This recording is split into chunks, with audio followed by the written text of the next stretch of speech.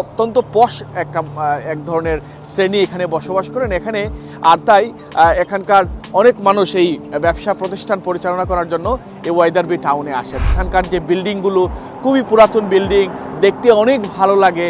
পশ বিল্ডিংগুলো এখানে দেখতে আরও চমৎকার মনে হবে আপনাদের কাছে। তো ফুটবলের পরেই যেটি সবচেয়ে বেশি ফেমাস সেটি হচ্ছে হর্স রেস।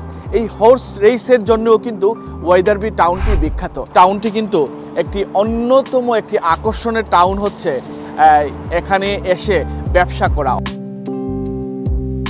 প্রিয় দর্শক, আজকে আমি আছি ওয়াইদারবি টাউনটি আপনাদের কাছে কতটুকু পরিচিত জানি না, কিন্তু এখানকার মানুষের কাছে এই টাউনটি অনেক পরিচিত। এর অন্যতম কারণ হচ্ছে এটি খুবই পুরাতন একটি শহর এবং ওয়েস্ট ইয়র্কশায়ার অর্থাৎ লিডস কাউন্সিলের অন্তর্ভুক্ত কিন্তু এই ওয়াইদারবি টাউনটি। আজকে এখানে আসার পরে আমি আপনাদের জন্য যে খবরটি নিয়ে এসেছি যে এখানে যারা বাংলাদেশিরা আছেন, বিশেষ করে লিডসে যারা থাকেন বা ইয়র্কে আশেপাশে যারা আছেন, তাদের জন্য এই ওয়াইদারবি টাউনটি কিন্তু একটি অন্যতম একটি আকর্ষণের টাউন হচ্ছে এখানে এসে ব্যবসা করা, অর্থাৎ রেস্টুরেন্ট ব্যবসা প্রতিষ্ঠা করা। কারণ এখানকার যে মানুষরা আছেন তারা খুবই স্বাবলম্বী এবং অত্যন্ত পশ এক ধরনের শ্রেণী এখানে বসবাস করেন এখানে।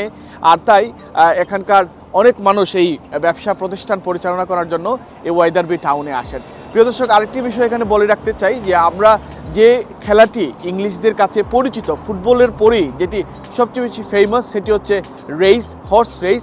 এই হর্স রেসের জন্যও কিন্তু ওয়াইদারবি টাউনটি বিখ্যাত। আর তাই কখনো যদি আপনারা ইয়র্কে আসেন কিংবা লিডসে আসেন কিংবা লিডস ইউনিভার্সিটিতে আসেন, ব্রাডফোর্ডে আসেন, এখানকার মানুষের জন্য এই ওয়াইদারবি টাউনটি একটি দেখার মতো হতে পারে। এখানকার যে বিল্ডিংগুলো খুবই পুরাতন বিল্ডিং, দেখতে অনেক ভালো লাগে। পশ বিল্ডিংগুলো এখানে দেখতে আরও চমৎকার মনে হবে আপনাদের কাছে।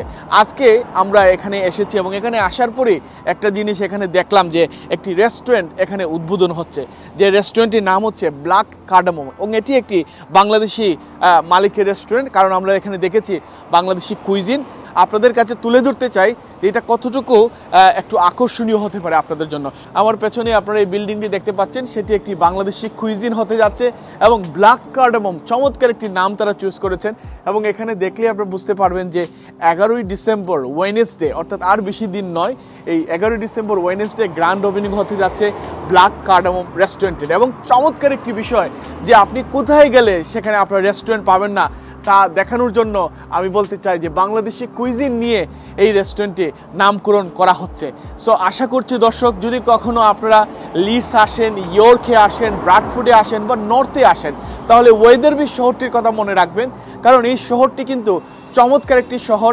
আরও ঘুরে দেখা যাবে, অনেক রেস ময়দানগুলো আছে, রেস কোর্সগুলো আছে। যখন রেস হয় তখন বিভিন্ন জায়গা থেকে এখানে মানুষ এসে সমবেত হন।